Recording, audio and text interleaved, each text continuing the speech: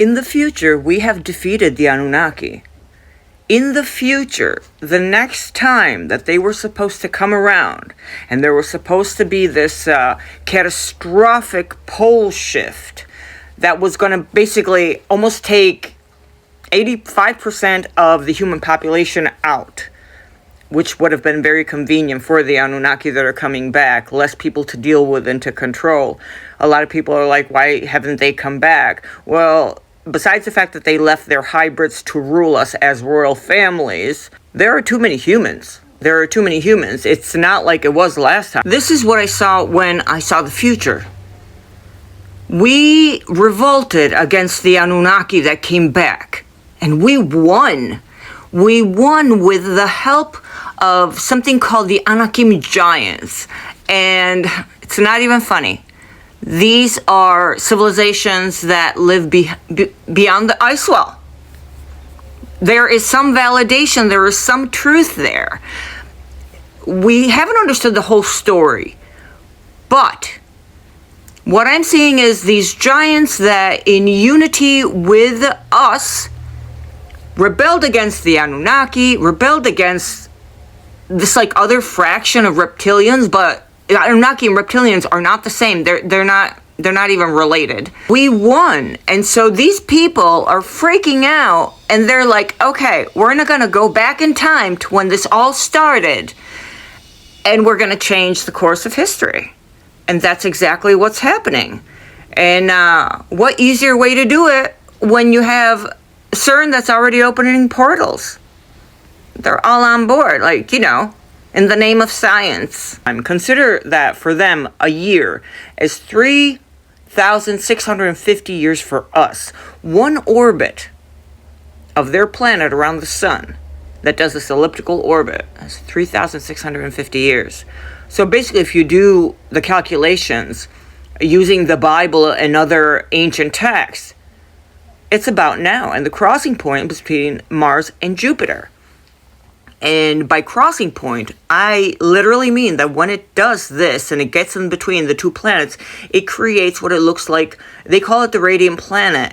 And guess what? The symbol is the cross, which proves that all religions using a cross are also referring to the Anunnaki gods. In the future, we defeat them. So now these entities are coming back in time, in portals, to stop us and change the events of the world. How are they doing this, and how are we not seeing it? Okay, allegedly, they are using CERN and the portals they created. CERN is responsible for all the timeline shifts that are occurring right now. There are literal portals in the underground belly of CERN that have been open, and there are entities that are 450,000 years in the future that are coming back and forth, changing the timeline, creating new timelines. When I suspected that this was happening, I had no idea that it was CERN. CERN whistleblowers have come out to expose this. Then they have accidents. What a coincidence, huh?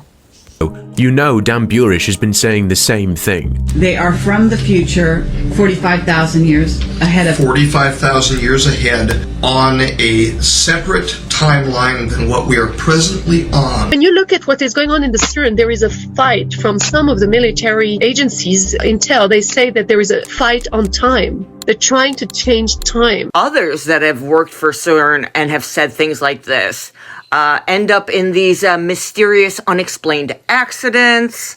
You never hear from them again. The first time I exposed CERN and what they were doing is when I understood that the HLC Hadron Collider, when they're smashing the atoms together at the speed of light in these underground miles and miles of tunnels under Geneva, Switzerland, we were all afraid that they were going to create this second Big Bang scenario. They were trying to create little tiny Big Bangs, open up little tiny wormholes that could have possibly swallowed us whole, and we would have ceased to exist. Not only they were never stopped, I mean, they were financed by some of the biggest countries in the world. And if you connect this to the Anunnaki stories, I mean, it just validates one and the other. In fact, one of the first whistleblowers from CERN had said that one of these Anunnaki beings, they were in contact with them. Now, of course, I'm going to say allegedly, but as a researcher, as a true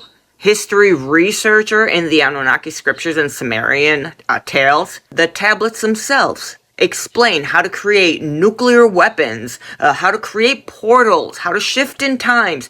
These were beings that were millennia ahead of us, that came to Earth, and when they created their slave race, their worker race, mixing their DNA with that of a bipedal hominid here on Earth, creating Homo sapiens sapien, they presented themselves to us as gods, but they are not God, the creator of the universe, God of the Bible, God of the Hebrew Bible, God of the Muslims.